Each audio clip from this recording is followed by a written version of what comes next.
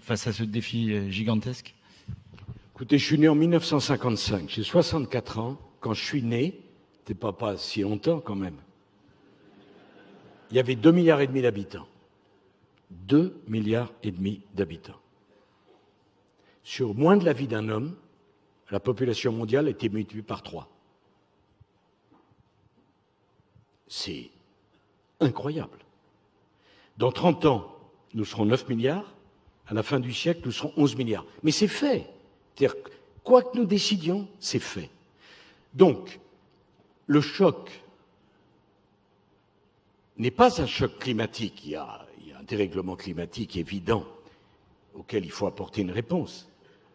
Mais le plus grand choc mondial, c'est le choc démographique. Des dérèglements climatiques, le monde en a connu, qui ont conduit pour certains à la disparition de 80% des espèces du vivant. C'est pas pour ça qu'il faut rien faire. Au contraire, il faut faire. Mais un choc démographique, comme celui que nous sommes en train de vivre, le monde ne l'a jamais connu. Jamais.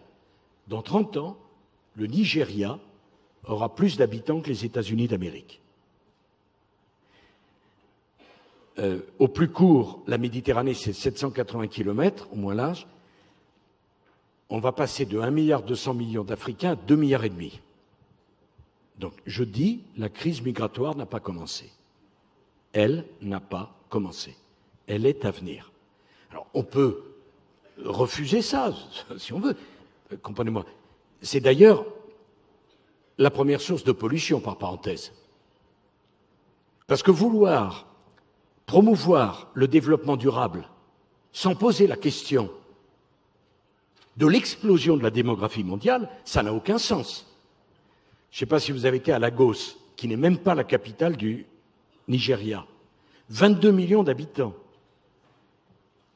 Donc si vous pensez qu'avec le tri sélectif, on va régler le problème de Lagos, c'est que vous n'y avez pas encore été à Lagos. Parce que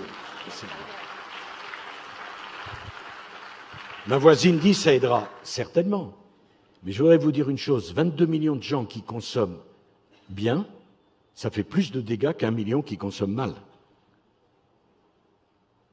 Chers frères africains, je viens devant vous aujourd'hui pour vous faire passer un message. Et comme des millions d'Africains, je viens exprimer un ras-le-bol général. Oui, c'est vrai que tous ne pouvons pas prendre la parole, parce qu'il y en a qui sont privés justement de cette prise de parole. Mais quand nous pouvons le faire, faisons-le. Ça peut nous aider. Ça peut nous fortifier. Et donc, cette vidéo a pour but d'aider un Africain quelque part où tu te trouves, dans un coin du monde, à comprendre qui tu es et surtout à te fortifier. Cette vidéo est surtout pour bannir ce complot, cette théorie de la peur qu'une fois encore les colons mettent en place pour tuer davantage d'Africains. Nous sommes passés par des multiples choses et nous avons survécu. Et donc, ce qui nous arrive aujourd'hui, nous survivrons, chers Africains. Nous vaincrons. On nous parle d'épidémie, on nous parle de pandémie, on nous parle même de guerre. Mais laissez-moi vous dire que nous ne sommes pas seulement en guerre, nous les Africains. Nous sommes en deuil, nous sommes en deuil. Nous sommes en deuil depuis des siècles. Depuis que les colons ont mis leurs pieds sur notre continent. Depuis que nous avons été colonisés. Depuis qu'on nous a volé ce qui nous appartenait. Depuis que des gens mal intentionnés ont compris la valeur du continent africain. C'est depuis ce jour-là que nous sommes en deuil. C'est depuis ce jour-là que l'Africain, l'homme noir, meurt. Nous mourrons depuis des siècles. Nous mourrons à petit feu, mais nous mourrons en masse. Ce n'est pas le Covid-19 qui va venir nous faire peur. Ce n'est pas cette épidémie qui va venir nous faire peur parce que nous sommes passés par des génocides. Et ce depuis... Laissez-moi vous rappeler une chose. Est-ce que vous connaissez un peu l'énocide colonial belge qui a eu lieu entre 1885 et 1908 par le roi Léopold II. Ce roi qu'on appelait humaniste philanthrope, il y a eu au moins un tiers de la population congolaise qui en est mort de ce génocide noir. On a coupé les bras à nos ancêtres parce qu'ils refusaient d'aller au front pour notre caoutchouc et notre ivoire. Et depuis, il y a eu tellement de génocides. Vous savez que nous avons été esclaves, pas seulement les 400 millions de déportés dans le monde, mais ceux qui sont restés même sur le continent africain sont aussi restés esclaves, et ce jusqu'à nos jours. Et oui, vous allez me dire que nous sommes au 21e siècle, bien sûr, mais nous ne sommes pas sortis de la colonisation. Vous savez, il y a des dates que l'on dit importantes, comme 1848, où nous parlons de l'abolition de l'esclavagisme. Il y a eu un décret qui a été signé. Chers Africains, on nous ment depuis 1848, où il y a eu l'abolition de l'esclavage. Nous avons jamais été décolonisés. Nous sommes toujours colonisés. Tout ce que nous faisons, ils mettent leur nez dedans. C'est vous qui ne comprenez pas. C'est vous qui ne comprenez pas que vous êtes forts. Nous sommes forts. Nous sommes puissants et nous sommes plus résistants qu'eux. C'est pour ça qu'ils ont peur de nous. Nous avons résisté au choléra, nous avons résisté à Ebola, nous avons résisté à la malaria, nous avons résisté au palu.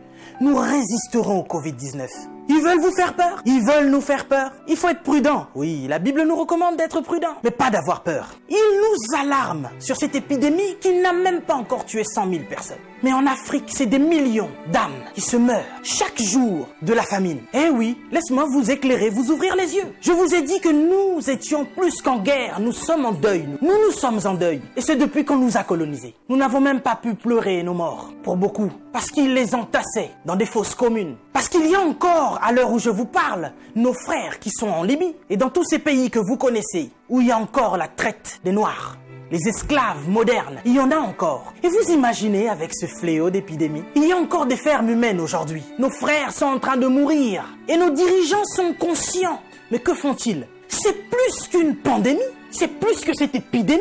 On veut vous faire peur aujourd'hui. Lavez-vous les mains, lavez-vous les mains, lavez-vous les mains. Il n'y a pas d'eau potable. L'Africain, il est en train de mourir parce qu'il n'y a pas déjà d'eau potable. On se lave les mains.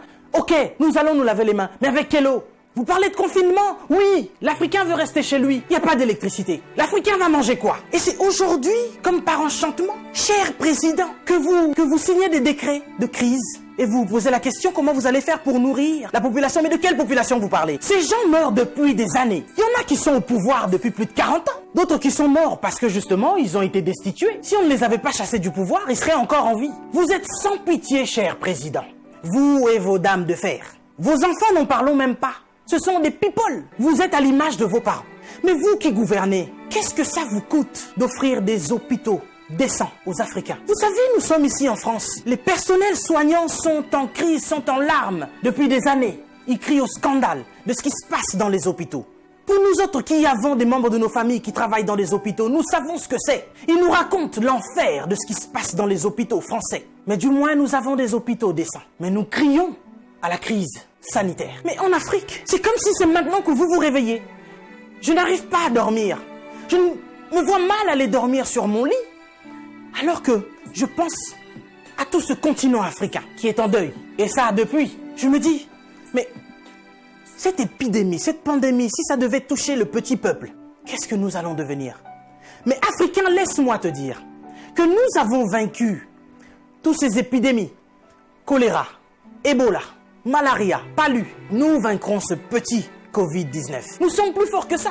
Nous sommes bien plus forts que ça. Peut-être que je ne suis pas au courant, mais jusqu'à présent, ceux qui ont apporté cette épidémie, ce sont des gens qui sont venus de l'extérieur, les étrangers. Et puis, ça touche des personnes qui sont bien placées, des gens qui, je pense, ont une belle vie. Mais ce petit peuple qui vit dans des bidonvilles, ce petit peuple qui vit des conditions sanitaires incroyables, Dieu préserve ce peuple. Cher Africain, laisse-moi te dire que tu es fort. On veut t'affaiblir mentalement pour te faire comprendre que tu es faible. Et voici que ça fait des siècles que l'homme noir meurt de la drépanocytose. Personne ne cherche le vaccin. Personne ne cherche à soigner cela parce que, dit-on, c'est la maladie des Noirs. Mais soudainement, on nous parle d'un vaccin pour aider la population noire face à cette pandémie de Covid-19. Nous n'avons que faire de vos vaccins. Et nous n'en voulons pas. Si vous avez envie de faire des tests, testez vos animaux, vos chiens, vos chats. L'homme africain n'est pas un animal. Nous ne sommes pas des cobayes de vos labos pour que vous commenciez vos tests sur nous. Ça fait des siècles que vous nous testez. Ça fait des siècles que vous nous faites souffrir. Depuis que vous avez découvert que le continent africain était le jardin d'Éden, vous ne voulez pas nous lâcher. Nous souffrons, mais nous sommes en train d'enrichir plusieurs. Nous mourons de faim alors que nous nourrissons plusieurs. Quelque chose m'a fait rire il y a quelque temps. 23 Italiens retrouvés clandestinement sur un port nigérian. Ah, depuis quand l'Italien rentre clandestinement au Nigeria? Parce que vous voulez aller vous réfugier en Afrique maintenant? Il n'y a pas très longtemps, sur vos côtes, vous chassiez les migrants de vos côtes. Votre Premier ministre a dit qu'il ne voulait plus. Il en avait marre de cette invasion africaine. sur ces sols. Nous avons vu un migrant noir mourir dans les eaux de Venise sans que personne ne lui porte secours. Parce qu'il était noir, parce qu'il était africain. Nous avons tort parce que nous sommes africains ou parce que nous sommes riches de nos sols? Parce que nous avons de quoi manger et de quoi nourrir toute cette planète. C'est pourquoi l'Africain souffre. Mais Africain, laisse-moi te dire que tu es fort. Laisse-moi te dire que tu es vaillant. Laisse-moi te dire qu'il en faudra beaucoup plus pour te vaincre. Ils ont essayé de nous décimer par l'esclavage. Ils n'ont pas pu, nous sommes encore là, et plus nombreux que jamais. Et nous sommes plus résistants que jamais. Parce que tous ces microbes auxquels nous faisons face chaque jour ne réussissent pas à nous décimer. Ce n'est pas un Covid-19 qui va décimer le peuple noir. N'ayez pas peur, tel est mon message. Je vous invite, chers Africains, à devenir beaucoup plus forts. Ne faites pas confiance à ceux qui nous gouvernent. Ça fait des lustres qu'ils sont là. Ils prennent leur retraite tout en étant présidents. Ils ont du mal à lâcher ce fauteuil qu'ils pensent être éternel. Qui a déjà fait 200 ans au pouvoir? Êtes-vous assez fort pour faire 300 ans? Vous n'arrivez même pas à faire 100 ans. Mais vous êtes tellement médiocre, ignoble. J'ai suivi plusieurs de nos présidents africains qui ont copié le discours du président Macron. Bande de marionnettes, bande de gigolos. Vous n'êtes même pas capable d'écrire vos propres discours, au point où vous devez copier sur ce que Macron dit. Lui-même, il est en train de mentir à la population française. Son gouvernement nous ment depuis le début. Et vous suivez Macron pour continuer à mentir aux Africains. Mais nous, vous nous mentez depuis des siècles. Vous nous mentez et encore vous nous mentez. Pour remplir vos poches. Vous vivez dans des palaces, mais vous vous souciez même pas de ce que l'Africain doit manger. Oui, nous sommes en deuil. Et depuis des siècles, nous sommes en deuil. Parce que nous ne pouvons pas manger à notre faim. Parce que nous ne pouvons pas avoir de l'eau potable. Parce que nous ne pouvons pas avoir de l'électricité. Regardez à l'est de la RDC. Il y a un génocide qui perdure. Des gens meurent. Qui en parle? C'est sous silence. Et aujourd'hui, l'OMS vient nous parler de la pandémie, de l'épidémie, qui n'a même pas fait 100 000 morts dans le monde. Ces millions de Congolais qui meurent chaque jour. Qu'est-ce que vous en faites? Vous nous parlez de crise? Vous voulez prendre des décisions de crise? Mais nous, ça fait des siècles que nous sommes en crise. Qu'est-ce que vous faites, cher président? À part manger et boire et faire des fêtes. Vous parlez confinement? Oui, l'Africain accepte. Mais nous sommes en confinement, nous, depuis des siècles. Les gens meurent tous les jours de la famine. Ça, ce n'est pas une épidémie. Ce n'est pas une pandémie. Des jeunes filles se font exciser tous les jours en Afrique de l'Ouest. Boko Haram est en train de exterminer des gens. Ils violent des femmes. Ils séquestrent des jeunes filles. Boko Haram, qui leur vend des armes? Qui en parle? Et à cause du Covid-19, vous voulez faire paniquer les Africains qui vivent déjà en panique depuis des siècles. Quand nous voyons nos frères qui essayent de fuir leur continent et qui meurent dans les eaux de la mer, ça c'est un génocide qui perdure depuis des siècles. Et nous en avons marre, nous en avons assez. Nous voulons qu'il y ait un changement. Mais qu'est-ce qui vous manque à vous aujourd'hui? La Chine a pu construire un hôpital en 10 jours. Vous savez, ça fait depuis 72 ans, si je ne me trompe pas, que l'État d'Israël existe. Il y a quelque temps, Dubaï était un désert. Mais regardez aujourd'hui ce qu'ils ont fait. C'est parce qu'ils sont ensemble qu'ils ont pu construire ce qu'ils ont fait. Mais qu'est-ce qui vous manque, cher président africain, pour nous construire des hôpitaux décents? L'Angleterre a pu construire un hôpital en 2 semaines seulement pour faire face à cette crise sanitaire. Dieu est bon. Le Covid-19 est tellement impoli qu'il ne regarde même pas qui vous êtes. Président ou pas, il s'en fout. Il n'a pas respecté la reine d'Angleterre. Il est entré dans son palais, il a touché Charles. Il n'aura pas peur de vous. Mais par contre, là, vous êtes cuit. Puisque vous ne pouvez pas prendre vos avions pour venir vous faire soigner ici. Soit vous survivrez, soit vous mourrez. Africain, réveille-toi. Africain, lève-toi. Si Martin Luther King est mort, si Rosa Parks est mort, si Malcolm X est mort, si Mandela est mort, si Winnie Mandela est mort, nous sommes là pour porter encore plus haut l'étendard de l'Afrique. Et continuer à dire que tant que nous aurons le souffle de vie, nous allons continuer nos revendications. Si cette épidémie ne vous réajuste pas, ne vous enseigne pas, pire va encore arriver. Vous passerez, l'Afrique sera encore là, et l'Africain aussi. Cessez votre méchanceté, cher président. Donnez-nous de l'eau, donnez-nous de l'électricité, construisez des hôpitaux, arrêtez de faire mourir l'Africain par la faim, parce que nous, c'est pas le Covid-19 qui nous tue. Nous mourrons déjà de la famine. Pendant que vous avez fait des provisions pour vos maisons, ce petit Africain, il va manger quoi, lui? Cette épidémie passera. Nous sortirons de là, certainement.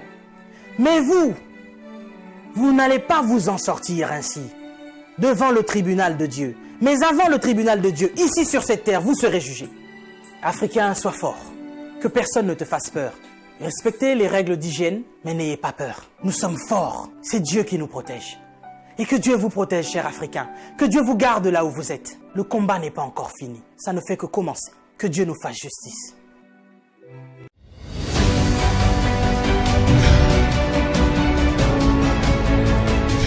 Chers compatriotes, je viens d'apprendre qu'une vidéo circule dans les médias sociaux et je l'ai moi-même visionnée.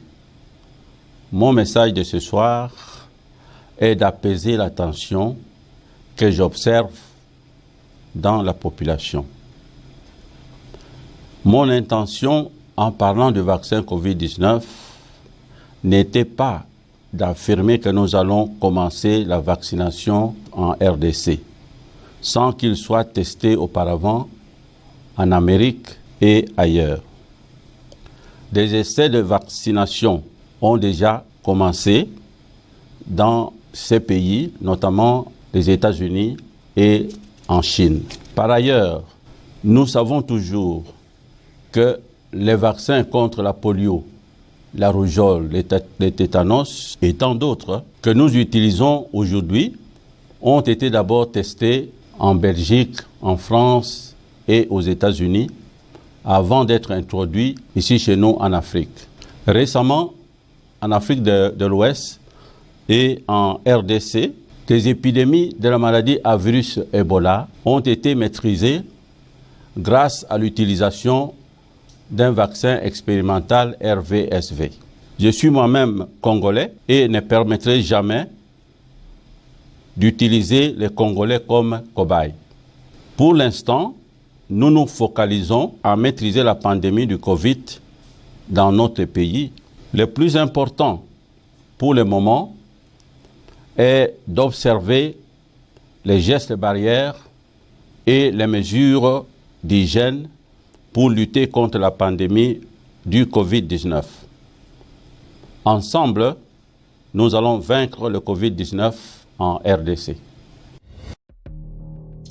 Le coronavirus, qu'est-ce que c'est vraiment? Pourquoi le monde entier en parle? Comment se transmet-il et est-il vraiment dangereux pour l'humain? Voici son histoire. Le coronavirus est le nom que l'on donne au virus issu de la famille des Coronaviridae. Chez l'humain, le germe pathogène peut entraîner de simples maladies comme le rhume, mais peut aussi être responsable de graves épidémies, comme c'est le cas depuis fin 2019 avec le coronavirus venu de Chine.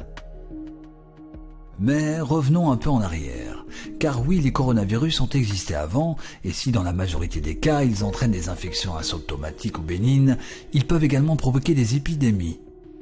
Ce fut le cas entre 2002 et 2003 avec le CRS-CoV lié à un syndrome respiratoire aigu sévère.